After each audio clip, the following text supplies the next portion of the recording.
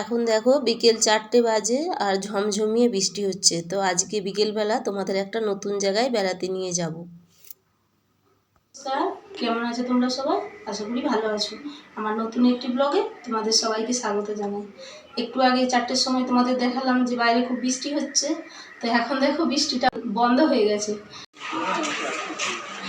দেখো এখন আমি রাস্তায় চলে এসেছি। রাস্তাটা বৃষ্টিটা থেমে গেছে ঠিকই, কিন্তু অনেকটাই ভিজে ভিজে আছে। পাথরের রাস্তা, একটু সাবধানে যেতে হবে। অতটা স্লিপ খায় না। আর এই রাস্তাটা তোমরা নিশ্চয়ই অনেকেই চেনো যারা আমার ব্লগ দেখো, কারণ আমি এইটা দিয়েই প্রায় যাতায়াত করি। তো চলো এখন যেখানে নিয়ে যাব সেখানে যাই।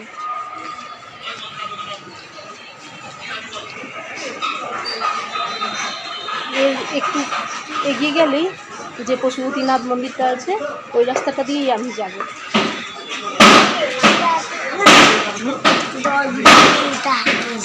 মেঘলা হয়ে আছে, বৃষ্টি আবার আসতে পারে।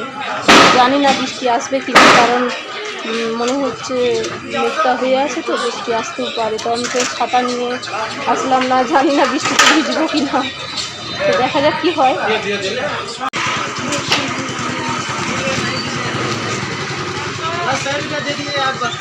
এই দেখো আমি আসলাম সেই মন্দিরের কাছে। অনেকেই আগের ব্লগে হয়তো দেখেছো। এই ঠাকুরটাকে দেখো, এটা হচ্ছে বিষ্ণুদেব।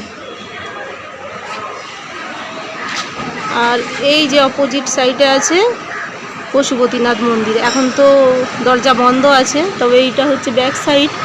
সামনেটা গিয়ে দেখাচ্ছি খোলা আছে না বন্ধ আছে জানি না। আর এই মন্দিরটা দেখতে পাচ্ছ, মন্দিরটা এখন তালা বন্ধ করা আছে। সন্ধ্যা 6টা-7টার পর যখন সন্ধ্যা আরতি হবে তখন খুলবে। তবু একটু বাইরে থেকে তোমাদেরকে দেখিয়ে দিই।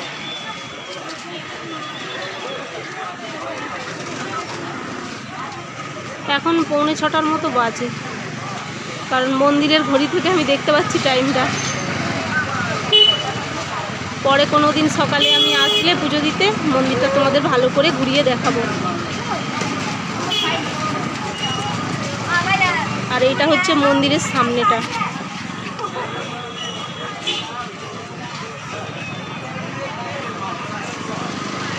এখান থেকে আর অল্প একটু গেলে যেটা হনুমানডাঙ্গা, টুরিস্ট স্পট।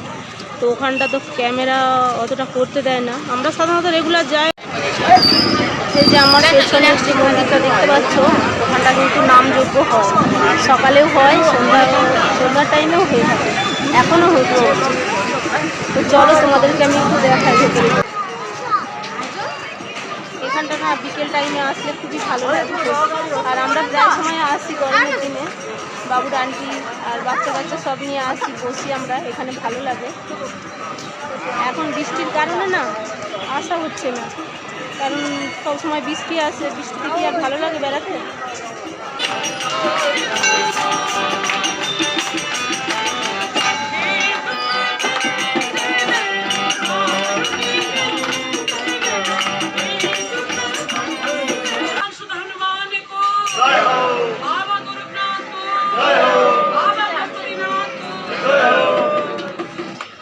ওখানটা যে নামযজ্ঞ হচ্ছে না, ওটা সবসময়ই হয় প্রায়।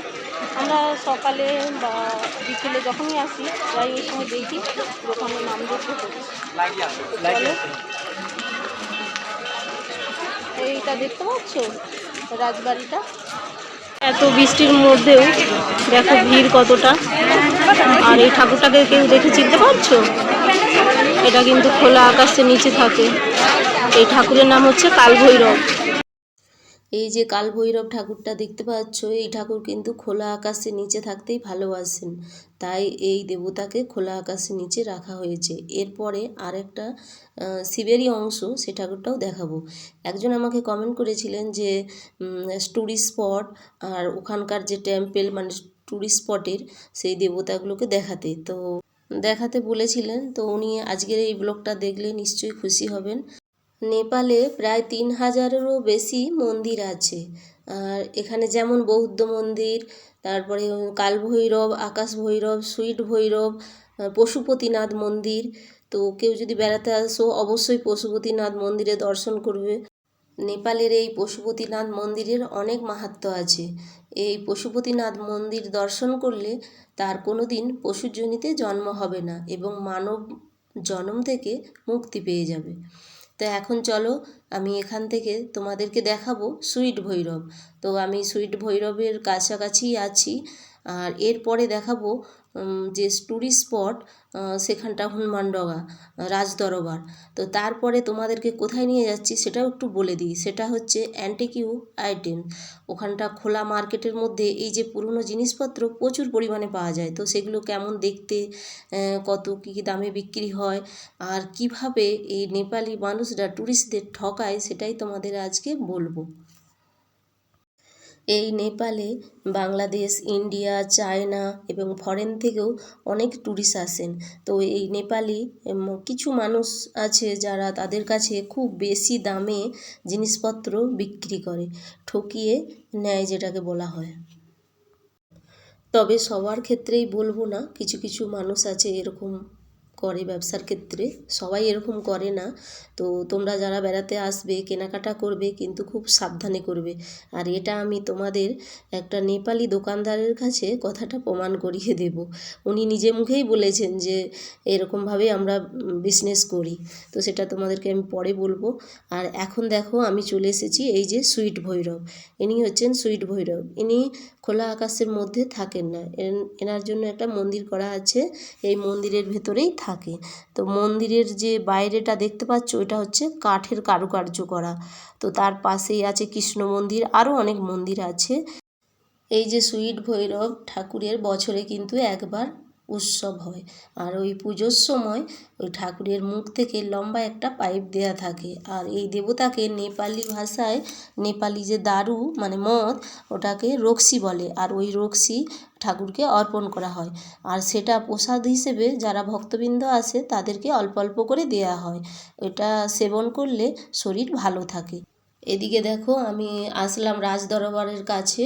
তো রাজদরবারের পাশে দেখলাম খুব সুন্দর সুন্দর হ্যান্ডিক্রাফট দেখতে পাচ্ছি। তো তোমাদেরকেও একটু দেখায়। এগুলো বাড়িতে নিয়ে গিয়ে সাজানোর জন্য যা ট্যুরিস্টরা আসে এগুলো কিন্তু নিয়ে যায়। আর ওই একই কথা, এনারা কিন্তু ওই ট্যুরিস্টদের কাছে খুব বেশি দামেই বিক্রি করে। না হলে নেপালি হিসেবে এগুলো 4,000, 5,000 থেকে 10,000, 20,000, আরও অনেক দামি দামি আছে। তো সেই হিসাবে বিক্রি করে।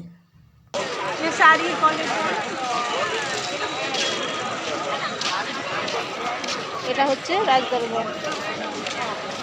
আর এখানে অনেক মন্দির আছে।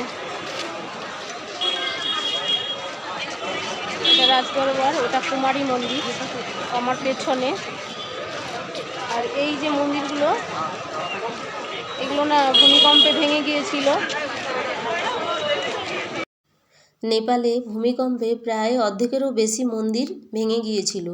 তবে মন্দিরগুলো এখন পুনরায় আবার গঠন করা হয়েছে। আর ভাঙা অংশগুলো দেখতেই পাচ্ছ একপাশে কভার করে রেখেছেন স্মৃতির উদ্দেশ্যে। আর এটাই হচ্ছে হনুমানডাঙ্গা রাজদরবার।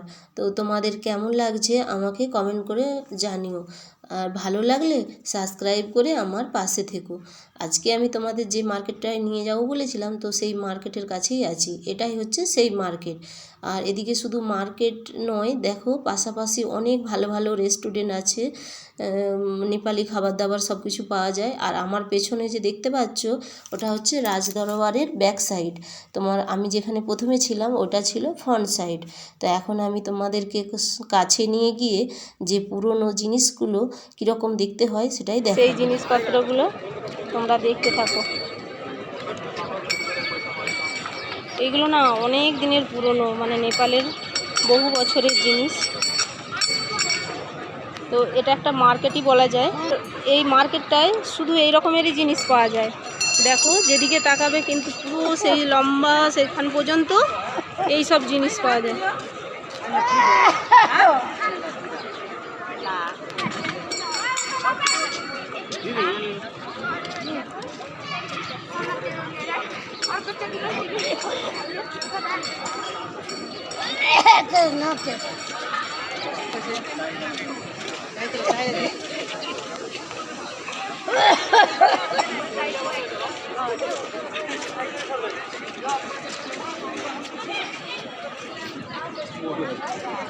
এই দেখো রুদ্রাক্ষ পাওয়া যাচ্ছে এখানে। এখানে তবে রুদ্রাক্ষ বেশিরভাগই পশুপতিনাথ মন্দিরে বেশি পাওয়া যায়, তো এখানেও পাওয়া যাচ্ছে।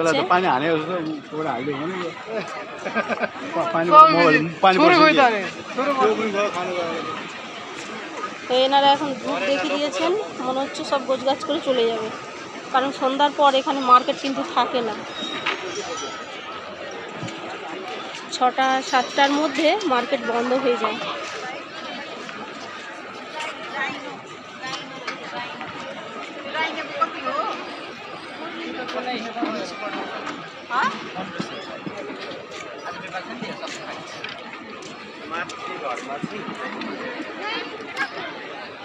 राइनोको कति हो राइनोको 300 I don't understand English but anyways 1500 छ तिमीसँग 1500 भने बोल्न सुन्यो होला यो कति भनेको भैया?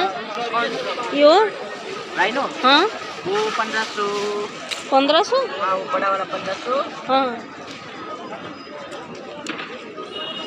এই দেখো এইটা বলছে 1500। ওই যে একজন দিদিভাই দেখছিলেন চলে গেলেন দাম করে। दाम एकदम सस्ता है একদমই সস্তা ছ। বৃষ্টি আসছে তো ওই জন্য ওনারা গোছগাছ করে নিচ্ছে। আমি আর একটু আগে আসলে ভালো হতো। এখন দেখো বৃষ্টি আসছে বলে ওনারা দোকানপাট সব গুছিয়ে নিচ্ছেন, কারণ বৃষ্টিতে সব ভিজে যাবে, নষ্ট হয়ে যেতে পারে সেই কারণে। আর ওই যে রাইনোটার দাম কত বললো? 1500 টাকা। এর আগে আরেকদিন দেখেছিলাম একটা এলিফ্যান্ট, সেটাও ওরকম 1000-1200 টাকার মতো বলছিল। অরিজিনালি কিন্তু ওটা 300 টাকা দাম। তবে যেই দিদিভাই কিনবে বলে আসছিলেন উনি ওখানকার নেপালি, সেই জন্য বুঝতে পেরে উনি আর জিনিসটা না নিয়েই চলে গেলেন। তো আমি তোমাদেরকে পরের ব্লগে বাকি অংশটা দেখাবো। এর পরের পর্বে তোমাদেরকে আমি সোনা আর ডায়মন্ড চাঁদির এইসবের শোরুম দেখাবো, আর তাদের সম্বন্ধে কিছু কথা বলবো। আর একজন ইউটিউবার নেপালি বনি আছে, তার সঙ্গে তোমাদের পরিচয় করিয়ে দেব।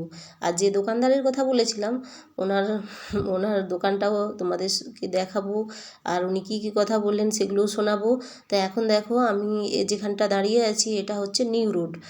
আর একজন চাইনিজ ম্যাডামকে দেখতে পাচ্ছি পেছন দিকে, উনি হয়তো গাড়ি ধরবেন বলে দাঁড়িয়ে আছেন, ওনার সঙ্গে ওনার হাজব্যান্ড কি বয়ফ্রেন্ড যাই হোক হবে দাঁড়িয়ে আছেন। একটু আগেই কিন্তু ওনাকে দেখছিলাম পাশের একটা দোকানে কিছু কেনাকাটা করছিল। তো এখন দেখো বৃষ্টিও চলে এসেছে, অন্ধকার হয়ে গেছে, আমাকে বাড়ি ফিরতে হবে। তো পরের ব্লগটা অবশ্যই দেখো। আজকের ব্লগটা এই পর্যন্তই, দেখা হবে নেক্সট ব্লগে।